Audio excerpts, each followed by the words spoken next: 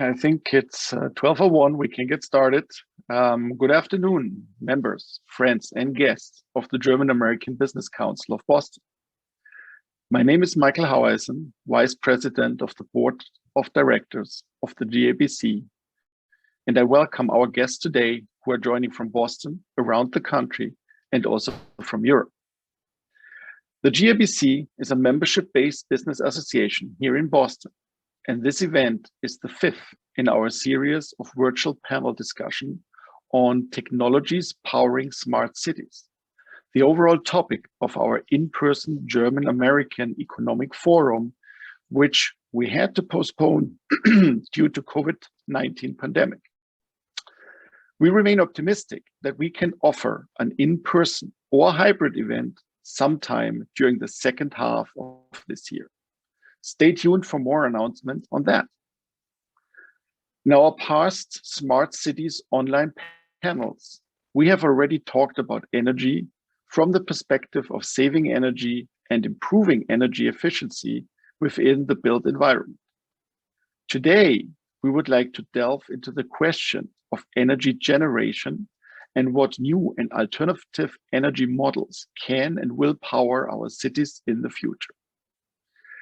We are therefore delighted to join today by two representatives from the energy providing sector to discuss renewable energy, new fuels, and how alternative energy models can help cities to decarbonize in the long term. So let me introduce our speakers today. We have Jens Müller-Belau.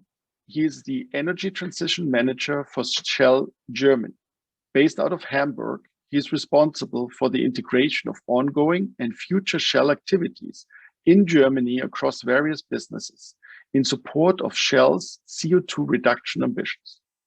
In his last role, he was the Managing Director for Shell Global Solutions Deutschland GmbH, leading the Shell Technology Center in Hamburg, a global center of expertise with 300 people. His experience encompasses, among others, research and development for new fuel technologies for future mobility and industrial solutions. Also on the panel today, Philipp-Nikolas Otto. He is Market Research Manager for EnBW North America. Philip recently relocated to Boston to focus on monitoring federal and state policies and market trends in support of EnBW's business strategy in North America. Among others, his experience encompasses strategies to decarbonize district heating systems in the context of the German coal phase-out. Moderating this discussion today is Annette Wiedenbach, who is Country Manager China at Climate Scorecard and a 2018-19 Fellow of the Special Program for Urban and Regional Studies at MIT. She has lived and worked in global and local government affairs and sustainability leadership positions in Germany, China, Taiwan, Singapore, and is currently also based in Boston. Annette is also a member of our own GABC Smart City Task Force and its content lead for the 2020-2021 event series and conference. A big welcome to all our panelists. At this time, we would also like to say thank you and acknowledge Siemens as our lead sponsor for this event and our upcoming forum. Thank you very much. And with that, I will pass the mic over to Annette to lead us through the program today. Thank you, Michael. And also from me, a very warm welcome both to our audience as well as to the two panelists here in Boston and in Hamburg. And thanks, Jens, for making time relatively late in the afternoon, early evening in Germany. Energy is our topic today, and I'm actually thrilled to be chatting with two energy experts because it is a very interesting topic, and my pre-chats with both of them have proven to be very, very insightful. However, some of you may wonder what the relevance of energy generation really has for the average person. So I wanted to start with a show of hands. There is I think there's a raised hand function down there. Otherwise, just raise your hand on two questions. The first one, how many of you have been following the power situation in Texas when very recently winter storms crippled the power system, leading to outages for about 4.5 million Texans. Okay, we have 2, 3. Yes, yes, yes. Okay, I think most of you have followed. I would say a third of you have followed. The second question I have is, and who of you, especially here in New England and maybe in Germany, who of you have secretly sighed a sigh of relief that your energy bill was significantly lower than the 5,000 US dollars, or in one case, 17,000 US dollars that some Texans were presented with? Yeah, I think most were lucky to just have like 200s or so. Yeah, so I think that just goes to illustrate how important energy generation and provision is for us all, because we do use it in a daily way, and whether it powers our washing machine, our heating, or in some cases our electronic vehicles, we have to have energy. And the recent situation in Texas, I think, has clearly shown that access to convenient, reliable, and affordable energy is not a given, even in advanced countries like the United States. So energy security and affordability continue to be important topics. At the same time, power generation and energy consumption have become very heated topics, and the pun of heated was intended, because energy generation and use have been identified as the culprits that create carbon dioxide emissions, which ultimately in turn lead to global warming. So this relationship between energy and carbon dioxide has actually become very clear at the onset of the COVID pandemic, when human activity had to be curtailed temporarily.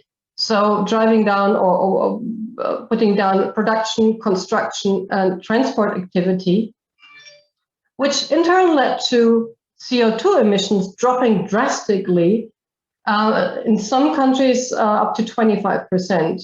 At the same time, we saw energy use in residential areas jumping up because of increased activity at home, like homeschooling, like home office, because all your electronic and digital devices need to be powered somehow. Again, it just shows that the importance of energy security and affordability for all remains important.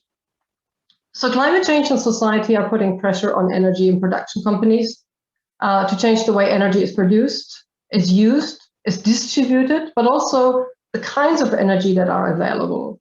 And we're talking about cities, or the relationship to cities here today. City governments are not only looking at decarbonizing their cities by tackling direct emissions created from sources and activities like industrial production or combustible engine transport or heating in cities, which are the so-called Scope 1 emissions. Cities are also looking at reducing what they call Scope 3 emissions, and those are embedded emissions in the products we consume. Imagine your iPhone or your computer actually being produced in China, creating emissions there, then it's being transported over to the US, creating emissions in logistics. But you're actually using the product here. Those are the so-called embedded or Scope 3 emissions. And then finally, production companies all over the world are looking at efforts to reduce so-called Scope 3 emissions. And those are the emissions that occur as a result of the use of grid-supplied electricity, heat, steam, or cooling within the city boundaries. We're going to talk about this a little bit later as well. So therefore, in today's panel discussion with Shell and EnBW, we will be exploring how alternative energy models can actually help cities achieve a clean energy transition, and how they can help achieving their carbon neutrality goals.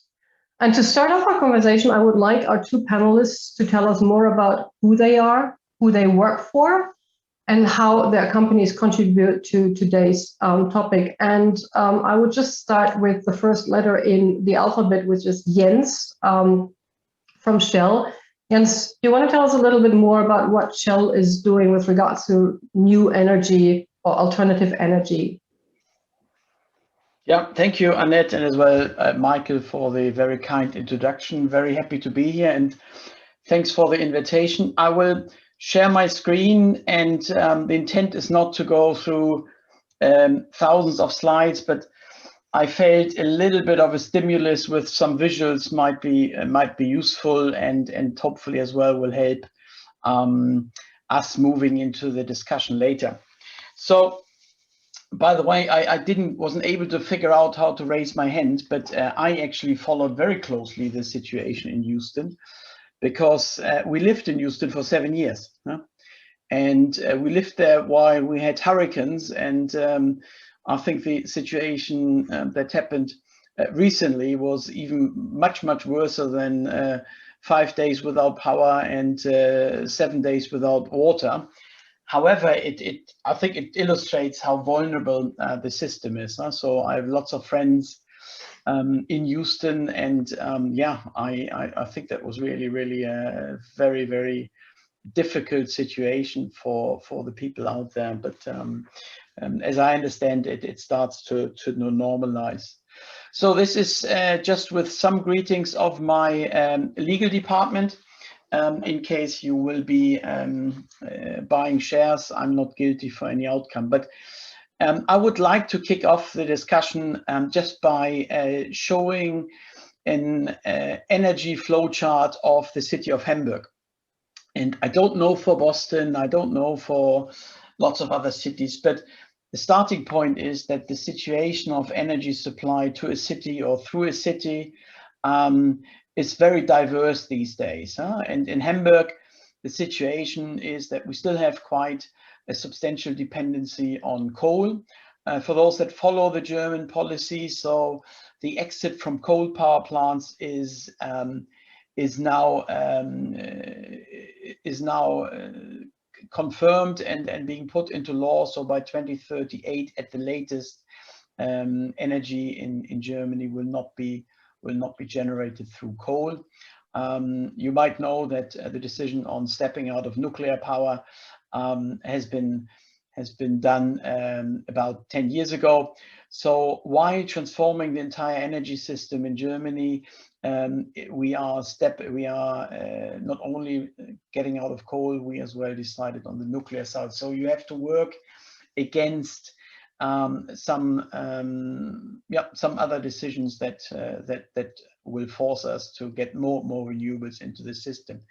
The intent of this slide is to underpin a little bit the complexity, because you have to tackle lots of different detailed elements, and you as well have to make sure that your customers and your society accepts those changes. From a Shell perspective, I can imagine lots of friends in the audience think about Shell as an oil and gas company, or know a retail station around the corner. Our company for quite a while is transforming. I mean, I had personally the first touch point on hydrogen, even in Washington, DC, where we opened actually one of the first retail hydrogen locations, together with a partnership that was in 20 years ago-ish, with General Motors. But hydrogen is more than back on the agenda, and I'm sure we will discuss. The other point on this really is that the shifting of the portfolio has only one direction, which is renewables and carbon neutral or low carbon investments. That's what we do as a company. We do quite a lot of detailed work in Germany, which why I have the pleasure to serve in that role in the moment. And one of the examples which we can explore later, part of, for example, a project we intend to help the city of Hamburg to decarbonize, is to build a large electrolysis facility fed with green electrons to produce green hydrogen. And on that chart, you see a little bit that the opportunities for green hydrogen in a city like Hamburg, where you have multiple potential customers, can have a very substantial impact for the decarbonization of the city. Because remember, the first slide I showed there's quite a large group of customers for energy, and in Hamburg you do have that more or less benefit of having steel companies, refineries, obviously the end consumer. So it's quite a vibrant opportunity from a customer perspective as well. However, to finish off my initial 5 minutes, one thing that is important to us, and that's the reason why you could argue EnBW, Shell, are they competitors? We have a strong belief that the energy transition, whether it's for the city, for a country, or from a global perspective, only is possible if we work together. And our approach to that is we look at the triangle. We need to have the customers on board. They ultimately need to accept the new energies, whether it's in mobility or for home. That really doesn't matter, but there's an acceptance of the customer that is absolutely essential. We as industry, we need to collaborate, and in the traditional fossil business, that's normal, right? So you have partnerships on exploiting energy pathways, and we see the same spirit actually really positively developing on the renewable side. And last but not least, we need, in the moment, those electrons or green hydrogen, they're not competitive. So we need policy frameworks that enable a sensible transition. And it is a transition. It's not I stop Friday on fossil and Monday everything is renewable.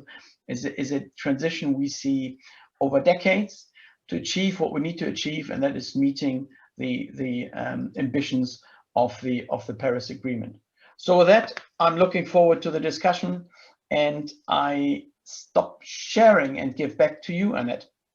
Thank you very much, Jens. And I think the idea of collaboration is very important. And hopefully from today, we can take this forward and maybe have many more conversations with you and ultimately Philip. But we need to hear from Philip as well, who EnBW is, what they do, and what does the abbreviation stand for. Philip, over to you.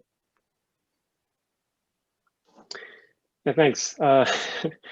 Well, first off, thanks for inviting me here today. I really appreciate the opportunity of taking part in today's discussion, and also to be able to talk about what trends we see in the field of smart cities and what EnBW is currently doing in this field. Next slide, please. And I'll get to your question, Annette, maybe with this slide here. I'm speaking here today as a representative of EnBW North America. So I want to give you a little bit of a background of who we are, what we do. Maybe I'll start directly with EnBW. I know a lot of people, when you speak to here in the US and you say EnBW really quickly and you talk about offshore wind, a lot of people say, oh, I didn't know that BMW was investing in offshore wind. So you got to be careful with those abbreviations. EnBW stands for Energie Baden-Württemberg, which essentially means energy from Baden-Württemberg, which is a state in the southwestern part of Germany. But we are, as you can see, not only focused on the southern part of Germany or even Europe as a whole, but as you can see with EnBW also on the US, where we're mainly at the moment focused on deploying offshore wind on the West Coast, also on the East Coast. And with our offices based in Boston and Jersey City, our key market focus is currently set on New York Bight. Next slide. But as already stated, with the explanation on the abbreviation, EnBW North America is a subsidiary of EnBW AG, which is the largest integrated utility in Germany and is committed to innovating clean energy solutions around the world. And in recent years, our renewable energy has risen to make up over a third of our portfolio, including offshore and onshore wind as well as solar. And from building Germany's first offshore wind farm over a decade ago to maintaining the largest EV charging network in Central Europe, to just recently winning 3 gigawatt in the latest UK offshore wind lease auction. We're moving that needle gradually closer to our goal of 100% carbon neutrality by 2035 at the latest. And while we're also at it, we're trying new technologies and innovative approaches to challenges in the energy sector. In 2014, we started a corporate platform for developing and scaling new business models out of the core business, for example, in the field of connected home, mobility, and also smart cities. Next slide, please. And here's just a snapshot. So I only have 5 minutes, so don't expect me to go into all these. But this is just a snapshot of the products and the businesses that have come out of EnBW's innovation program, and also startups that we've invested in. And some of you might even know a couple of them that are here on the slide. And they span from leasing of solar panels to energy management solutions, smart parking, smart charging infrastructure, smart city lights, waste management solution. So a wide array of different topics that can be addressed in the area of smart cities. Next slide. But we also have larger projects like Stöckach. And to be honest, I know this is not the easiest project name to pronounce, but to be fair, it's Stöckach is a suburb in the eastern part of Stuttgart, where EnBW is currently developing a new urban district on its former premises, where we, until just recently, had offices and workshops on an area of about 15 acres. And it's about 5 years ago that EnBW decided to close these offices by 2020, which I guess looking back now was probably good timing, since working in the office wasn't really a thing anyway last year.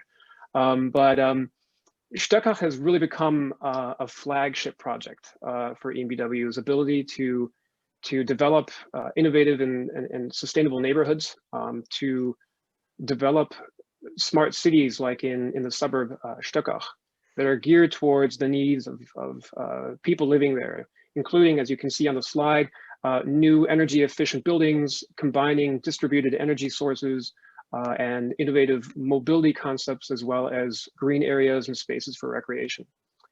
And the interesting thing that I want to maybe highlight near the end, though, is it's a process where EnBW has been involving residents and neighbors early in the process for this new Stöckach.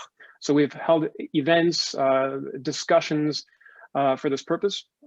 There's also a Stöckach idea space on the site, which serves as a space in which community members can contribute ideas, they can ask questions, raise objections or wishes. So it's both a meeting place and an information center, and a place for just plainly exchanging ideas. So it's a pretty cool project, and it's still an ongoing process. And this is, again, in my 5 minutes, just meant to be a little teaser, but for those of you who are interested in finding out a little bit more about the Stöckach project, about what we're doing there, so you'll definitely find more information on the EnBW website. And maybe just to finish off, also, for us as a company, it's a really exciting time to be working in the energy industry. I mean, Jens has already touched on this. It's with all the changes going on in the industry, and we believe that now we're entering a new phase of the energy transition. While the past 2 decades have all been about like establishing the right regulatory framework to build out renewables, and for us as a company, for example, to gradually integrate renewables into the power markets, we believe we're now entering a new phase that will need to focus stronger on how to get this increased share of renewables into other sectors, into other parts of the economy, and to do this with innovative and digital solutions, so we can empower businesses and communities toward a more sustainable future. So I guess as a final word, I guess smart cities, the best time is now. Thank you, Philip. And indeed, because we're talking about smart cities, or we're talking about cities here, and you've already talked a little bit about Stöckach, and Jens talked about Hamburg being cities that you're operating in. Maybe can we just start off and in very few sentences say, what are the biggest challenges with regards to energy in cities? If you have to maybe name 3 biggest challenges. Either of you. Philip, do you want to start? Let me think. Spontaneously, I can come up with 2. That's fine. Jens can provide the third one. Yeah, you take the third one. No, but I think the number one that immediately pops to mind, and I already touched on this briefly, is that as well as Jens did, is that the economy, and specifically smart cities, they're going to need to be electrified, which means in the context of decarbonizing the economy, we're going to need to shift towards cleaner energy sources and use them to additionally power other sectors that have previously been, mainly powered by fossil fuels. And that means obviously going from centralized facilities down to more decentralized. But it also means that you're not only doing that fuel switch, but you're also providing that additional amount of clean energy, because the increase in demand will, through the electrification of buildings, through the electrification of transportation, there will be an increasing demand of electricity. I guess, that providing that energy, you can obviously do that within the city limits with decentralized renewable energy sources. But you're also going to need a wider mix, like I said, of I'll call it green base load technologies such as offshore wind. So I think the number one challenge is going to be obviously to electrify the cities, but also getting that right mix. The other thing that pops into my mind is, and I just touched on this in the other point of electrifying other sectors. In Germany, and Jens, you will know this, in Germany, it's become kind of a buzzword, Sektorkopplung or sector coupling. Everybody's talking about that in Europe. And for those of you who haven't heard this term before, and I'm not sure how often it's used in the US, but the idea behind it is to decarbonize the economy by converting energy, converging the energy supply as completely as possible to clean electricity. And I know Jens, you'll probably have a lot more to say on this, but I think this won't be possible. We can agree on that. This won't be possible in all industries, in all areas and segments of the economy. And that's where, for example, probably hydrogen will have to come into play as a puzzle piece in the energy transition. But I think looking at it from the energy perspective, really just final thought on this, looking at the energy perspective at its core, I think the concept of smart cities is always to a large extent about sector coupling and so finding that, that using that synergistic interaction between the sectors of electricity, transport, and also heating. Right. And just maybe, sorry, and Annette, just and also finding the right way of communication and exchange of information between those sectors. And I think that basically sums up the second challenge. I think that goes back to what Jens said earlier about collaboration. Jens, do you want to comment on that?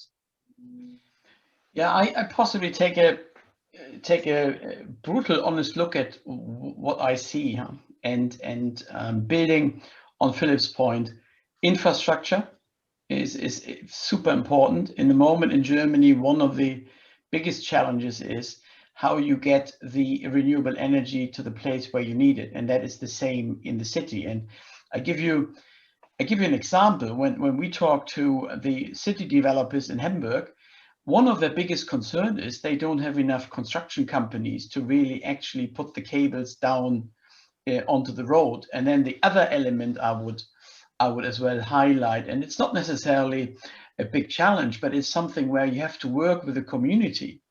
Because if your road is blocked for 6 months and you can't use it properly because there's construction, so they're very, very simple elements which I would categorize, as I said earlier, in the consumer and customer acceptance of that change.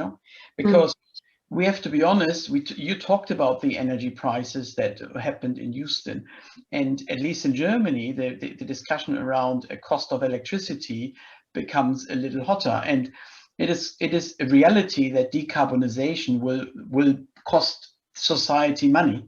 And I think that's really a short-term challenge, at least in Germany, to convey that message, but as well to get people and rally behind the fact that we have to do this. We have to decarbonize to really combat the climate change. So a few additions which are possibly closer to what happens now, but let me highlight one element. I fully agree with Philipp.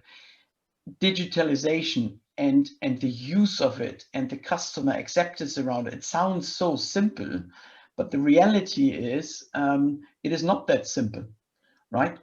We have all the things on PowerPoint slides, but to implement this in the real world is really one of the things we have to collaborate and work on.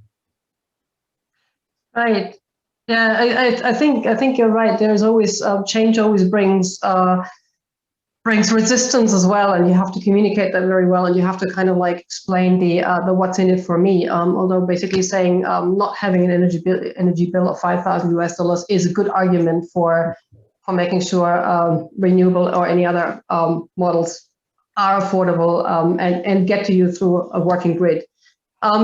When you talk about technology, digital, or as well as clean tech, you've hinted at some of it. You say it needs to be put on the ground. I admit it's going to be very expensive. Financing is always an issue. But do you want to delve a little bit into what technologies and digital and clean tech are actually existing at the moment, or what is on the in the blueprint stage that can be implemented soon? In order to help cities decarbonize, or cities in a lower carbon transition. Philip, I think you had some examples on your slide with the innovation hub. Maybe you want to refer to that. Sure, maybe I can start on that. So I think I touched on a couple technologies already, and I guess. And this is me going back to Stöckhouse. This is such a great example, since we are focused today in this panel discussion on the topic of smart cities. But I mean, just looking at that example is what we've learned out of this process is, and this is just putting energy efficient buildings aside and where should the charging stations be, but really focused on energy and what the residents in the neighborhood wants is really to first, obviously, to listen and engage with the locals and see what works for them. And in most cases, and this is me coming back to specifically now Stuttgart, is in most cases you'll see that the communities, the district, the residents there, they want to be, or the smart cities themselves, they want to be a clean energy provider. They want to have, a part of it, which usually will then just mean maybe, looking at the city, maybe a solar panel up on the roof. But I mean, that's been around for a while, and I think what's interesting, what's going on right now, the development that we're experiencing as renewable developers, and just looking at the output that we've received from this startup, this innovation lab that we've had in our cooperation also with other startups, is that the digitalization is just adding new applications and new ways also to optimize the consumers, and to even to increase their self-sufficiency of the buildings. Just one example is, to be a little bit more concrete here, is that we, for example, offer solar modules and combine them with battery storage, and then using like real-time data, just on the basis of the software, real-time data from the wholesale market. We have a tool for the consumer where AI basically decides for the consumer to sell, consume, or store the energy. And this is all based on algorithmic support. So we try and use new digital innovative solutions to, on the one hand, out of our perspective, become the energy manager for the city and its residents, but to empower the residents to play an active role in the whole thing. And from maybe one last thought in terms of also the collaboration with other companies, because we notice also that we need to, as Jens pointed out, we need to collaborate also with the brains out there in the market, with local partners, local smaller businesses. So EnBW, for example, just recently initiated a scholarship program for startups and for small business in the energy transition, where we aim to support these businesses financially, also with energy expertise to help launch and scale their business ideas. And interestingly, and that's why it fits today also, is the prerequisite for funding is that the business ideas are in the field of mobility, smart home, or even smart cities. There are first questions coming in with regards to financing and funding and R&I. I will come back to them a little bit later, but I would ask the same question on technology to Jens, but I would like to add one element to it. Jens, we were talking about green hydrogen and green electrons. which is probably hard to understand for most people. Hydrogen has been around for a long time. It has never really surged, but it's out there now as green hydrogen. So what has changed in terms of, like, has the technology changed? And what is actually green hydrogen versus blue hydrogen or red hydrogen or gray hydrogen? Maybe you can add that also to the question of what technologies you have to offer. Yeah, no, happy to do that. But just building, and possibly I'm sounding like a broken record, but I mean, when we think about city solutions, I fully agree with Philip. It is about the person that lives there, right? And there needs to be a fine line between what is the local government more or less enforcing versus what the customer is accepting. And we more or less have similar technologies. Bought a company called Sonnen, largest battery storage, home storage provider in Germany. So similar smart technologies. And I think the next step really is how you connect your building with mobility, right? So in theory, the car can become a storage battery, which with the right technology you can play with. And I think Philip highlighted on that already. So the consumer is on control, or at least feels in control. The benefit for the society there is that you can really work with storage, which leads me to hydrogen. I think most of the friends on the call, we have electrons, but electrons can't be stored for a very long time. Yeah, it's like your smartphone battery. I mean, you don't use it and it's empty. Yeah, and the older it is, the quicker it actually gets. The energy is depleting. We don't know where the battery technology is in 10 years or in 20. However, today, if you store electricity in chemical form, the first molecule is hydrogen, and that's what is called green hydrogen. So you are using hydrogen as a storage element. And our philosophy is, if you produce hydrogen, then look for an application where it can be directly used, so that you don't back convert it into power and then use it as power.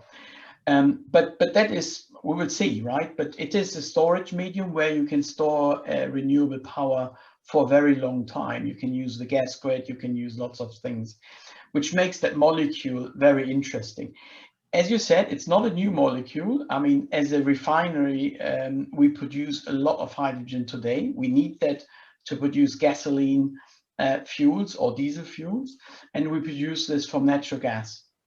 And the first application really is for us as well. That's why we invest into electrolysis capacity in our own refinery, where we will start the first, and at that time the largest PEM electrolysis in the world in Rhineland, which is then to feed our own demand in the refinery to not produce gray hydrogen from natural gas, but use green hydrogen. So these are real examples where we can replace current gray with green. Your question, blue is, in principle, you produce hydrogen from natural gas, which then produces CO2, and you take the CO2 and you store it, which is in Germany highly political. However, in the US, we have projects there where we start testing that. We ourselves run carbon capture and storage facility in Canada since I think about 10 years. So there are technologies, and that would be blue hydrogen. And I think you called it red. I hear red and yellow in principle is you produce hydrogen through electrolysis, but using nuclear power. Yeah, I think you called it red. I think I heard yellow. I always mix it up. It doesn't matter. It's nuclear electrons converted through electrolysis into hydrogen. I was just thinking egg color. Yeah, egg color. Yeah, yeah. Frank. One comment possibly, but reality is, if we think hydrogen is long-term the second energy vector next to renewable power, at the early phases of where we are now, a little bit of color blindness is not too bad, because you need critical mass, and it will not come easily from renewable power at this stage. So to get to critical mass, to, for example, convert natural gas pipelines for long-term storage or transport, you need to be open-minded with a clear long-term ambition that this will become green. Right. I'm looking through some of the questions that are already coming in, and it's great to have all these questions, and please keep them coming. I'm trying to summarize here some.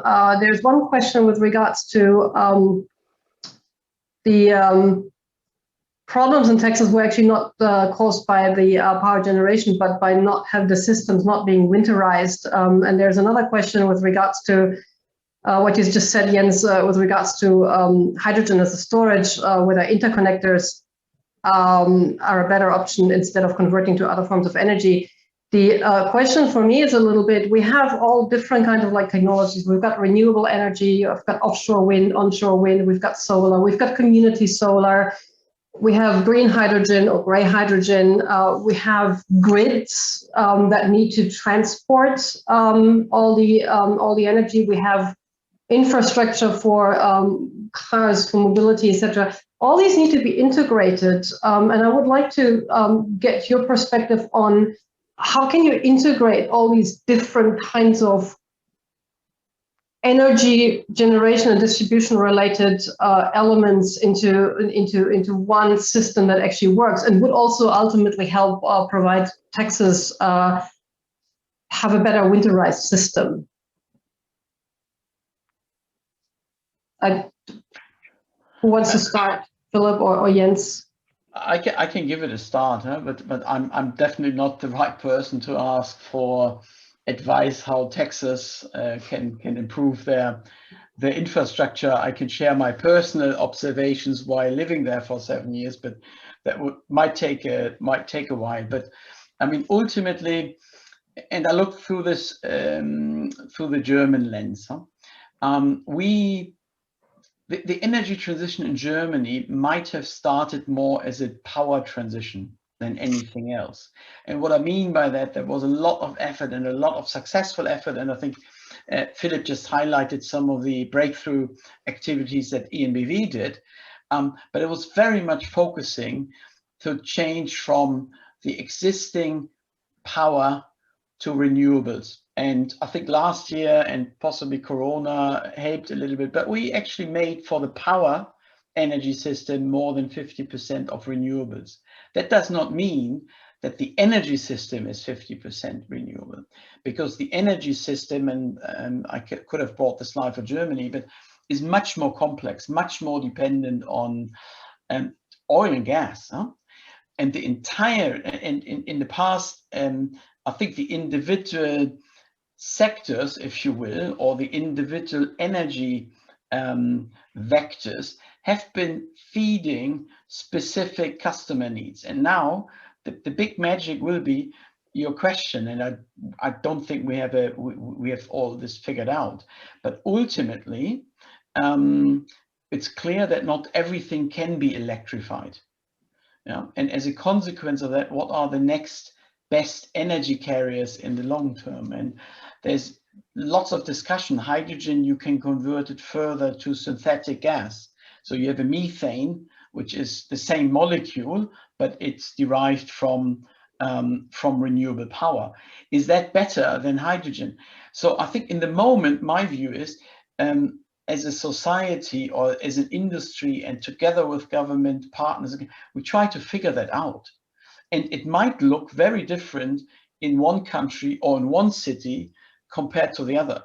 And I think that's where possibly excitement is where it comes from, because I don't think that that book has been finally written. There's one thought I want to leave everybody with, and that's my personal belief that, and I take 100 years as a timeline. Yeah, and I do this intentionally. But in 100 years, the only primary energy carrier is renewable power, and that will be converted into others. based on the applicational needs. But I use 100 years to make everybody clear that is a long time. It might be quicker, but the 100 years of fossil and 100, I mean coal even longer. But this is not just a chapter that you write and in 10 years you're done with that job. Although we have to decarbonize, I think, by 2050 to save the planet. I saw Philip nodding his head. So, Philip, what is your point of view? I think I nodded also at the point that I wouldn't consider myself an expert of Texas, but I think since there were a couple comparisons here also to Germany, is that I first of all, maybe starting with that one, I agree with the statement that came also from one of our friends joining in the chat today, is that it wasn't a generation problem, but the system itself or the facilities weren't winterized. I mean, it's not like renewables we have renewables in the colder parts of Europe, in Scandinavia, and yes, obviously it is a challenge, but I mean, these facilities have been winterized, so I wouldn't call that a problem of renewable generation. Getting back to Germany, though, just briefly, what Jens had also touched on is I think it's you also have to look at where you're coming from. Germany is a very densely populated area, very high industrial output. The grid has always been really geared towards resilience, and I think the last, the amount of outages that you've had in average in Germany are usually about 15 minutes in a year. So you're coming from a different situation, you're coming from a different infrastructure. I think where we're moving right now, and this is as we also move into more renewables and getting that different mix of generation, is that you're starting to look also as to new innovative ways of storing this energy, which is obviously something that is the big challenge. It has always been the big challenge of the electricity market, but also looking at different ways of for example, using digitalization to optimize certain processes. This is what I was just getting at more on the residential level of smart cities, where I referred to combining artificial intelligence software with battery storage and solar panels. So again, I think we're shifting away from, at least it's my belief, my perspective, we're shifting away from this solely, it's all about the grid, and we need to keep on building this, the physical infrastructure, moving into this combination of also using an intelligent collaboration between the physical infrastructure that definitely will be needed, especially as we look at hydrogen. We're going to need to build more hydrogen infrastructure as well, but also in combination with new digital ideas that can optimize these services and these facilities. Right. Maybe just one thing in the integration. You talked about decentralization, decentralized power systems. How does community solar, for example, come in there? We talked about hydrogen, wind. Those are like big, bulky projects. But how does community solar, for example, come into the overall mix? And how is there a chance that could help with a more just energy transition? Maybe Philip, you want to comment on that? Sure, I can start with that. Getting back to what I said earlier, I think a big part of a just transition is giving communities the opportunity to participate in the energy transition, to be a part of it. And the best example is, the resident or the community that says, I want to generate my own power. I want to play an active role in this energy transition. And this implies creating a clean energy economy or opportunity that works for all, putting, I think Jens touched on this as well, putting inclusion, diversity at the heart of operations and project development. It starts with listening to what the community wants. And then you're really quickly also at, when you're looking at these topics, you quickly touch on community solar, which is a great way of giving consumers or communities that don't have the money to invest in a solar panel for their own roof, or don't even have a suitable roof for a solar panel, or are renting a house or an apartment and just don't have the opportunity of putting a solar panel on the roof. you give these consumers a chance to be a part of this energy transition. And for me, this was kind of a new concept. So for all of you also in the call, especially coming, dialing in from outside of the US, just as a background, community solar is a kind of a model where local solar facilities are shared by multiple community subscribers who receive credits on their electricity bills for their share of power produced. And so, yes, I think it's definitely a form of just transition.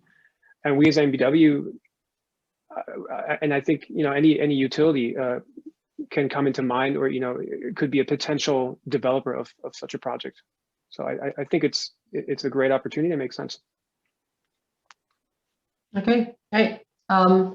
Thank you. I have some more questions, and there's some more audience questions, and we only have a limited amount of time. Time flies. Maybe can we go quickly into the question of the scope 1, 2, 3 emissions, and how new energy models can actually help with cities also reducing their, say, scope 3 emissions in production or in the products. I mentioned logistics before. How could kind of like what you do influence also logistics emissions or influence production emissions? Do you want to quickly comment on that? Maybe start with Jens. I don't know. Well, it can start now, right? So yeah, you could switch to products that are more based on, for example, biological feedstocks. Huh? So you mentioned logistics. So there are products that we offer, that others offer, where you do have a carbon footprint reduction of up to 20% now. You can use it in any diesel truck. Huh? Then there is a next step, which is then it needs a different drivetrain, and in the absence of large commercially available, for example, hydrogen trucks, which will come in the next 5 years or so, you can switch to natural gas. And I know on the East Coast, big topic, right? CNG, LNG for the long haul, but that already gives a contribution to the logistical carbon footprint reduction.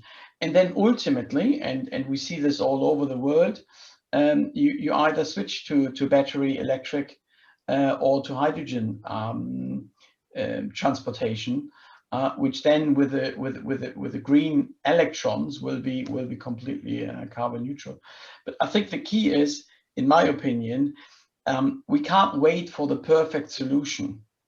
We need to start now and use the commercially available opportunities now to move in that direction. If we wait for the perfect answer and the perfect solution, and you said it yourself, Annette, we don't have the time, right? So, and that's always where my mantra is: we can't really let any opportunity drop.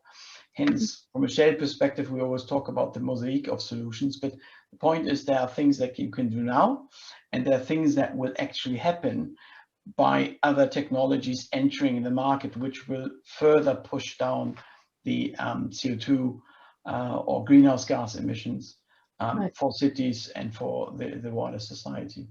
Thanks. Philip, what is your thought? This is a great question, because it's, maybe I'm oversimplifying here, but the energy generation plays a major role. So the easiest way to help cities now, just again, I'm focusing on smart cities, but is to reduce scope 2 emissions by just buying electricity from renewable energy sources. And this includes renewable energy to produce things consumed in the city, with the effect that it'll have on scope 3 emissions. In addition, if you're looking at, if you have a city with combined heat and power facilities, I know this is a big deal right now in Germany, is how can you also not only maybe do a fuel switch from coal and gas, but also just gradually increase the share of renewables in the district heating systems to reduce the emissions for heating of buildings. I'd also like to reiterate that installing distributed renewable energy sources like solar panels obviously will also be a way for cities to avoid scope 2 emissions in the first place. I guess simply put, as a city, as the city moves towards electrification of these different segments of heating and cooling and transportation, and provided that the power is coming from renewable energy sources, this will substantially reduce Scope 2 and 3 emissions. Unfortunately, we have to wrap up, so I've got one more question. I'm trying to combine it in a meaningful way so that I can capture the last two audience questions as well.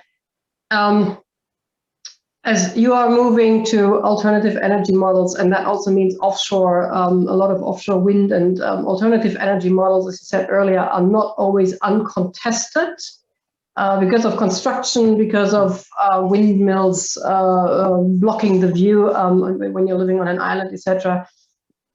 I understand EnBW and Shell are on a trajectory of becoming clean energy companies, or basically also changing their business model, if you so want. But at the same time, you will be facing challenges with regards to, public acceptance of the financing, the construction center that comes with new energy infrastructure, etc. Where do you want to be in about 5 years' time, or in about 10 years' time, and what challenges do you think you need to overcome? And if you can do that within 3 minutes, that would be great.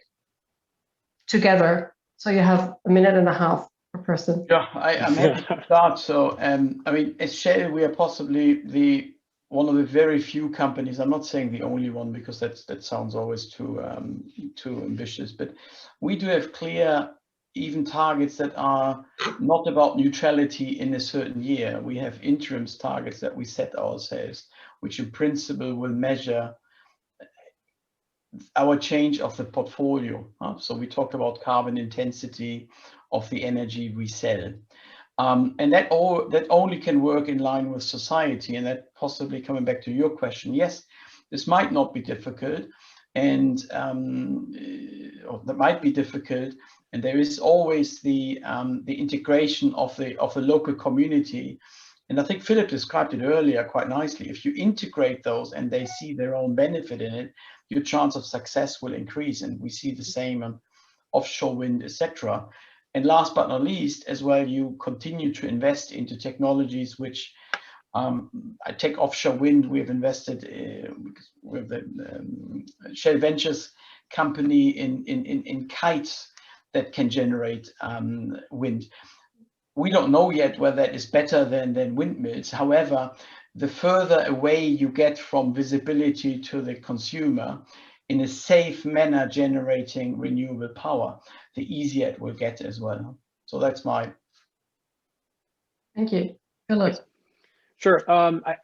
Great question. And I think EnBW will always be an energy provider, but I think since the way we're generating and consuming energy is changing, I think the EnBW will have to change as well. And just looking at some numbers, if you look at Germany, currently there are more than 1.7 million, this is just looking at the solar market, but there are 1 million solar facilities installed there on the rooftops in most cases. And that means you have about 1.7 million energy providers, or as they're referred to in Europe, so-called prosumers, which is, like, I guess, a nice construction of producer and consumer in one. European law refers to as active customers, which I prefer. But this group is constantly growing, and if you're looking at communities, at cities, they want to be more active too. They want to be a part of it and generate. So my point is, again, generation and consumption is changing, and so EnBW has now, with its strategy 2020 and 2025, realigned its business with evolving energy, with the evolving energy industry, and is moving towards a more modern, decentralized, and digital world, and focusing more now on the infrastructure that's needed to empower the customers and the cities to participate in the energy transition. So I could maybe say a little bit more on that. Due to time, I wouldn't go into the detail anymore, but I guess to sum it up, EnBW we see ourselves as the infrastructure provider.